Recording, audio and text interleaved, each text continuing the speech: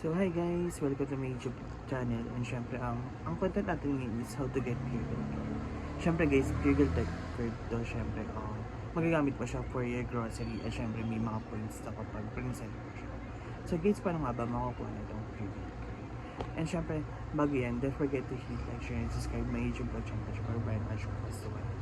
So first guys, kung gusto niyo makawin na ito ng Pure Gold Perks card is pupunta kayo din sa may booth na may paggawa nito ng ID. At syempre guys, mag-pay na din kayo ng 100 pesos for your fitting and application fee.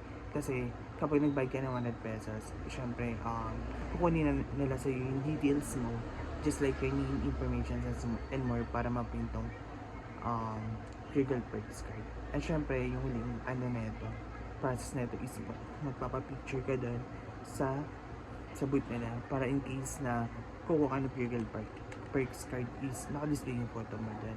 So ito siya guys. At syempre guys, kapag okay na yan guys, may libre kayong magic sarap tsaka spatula na panggawa ng spaghetti kasi previous na yun kasi nagpagawa ka ng Pure Gold Perks card. So guys, para sa mga yung Pure Gold Perks card, and syempre para sa points mo na in case na naka 200 pesos ka, syempre convert yun to 1 point.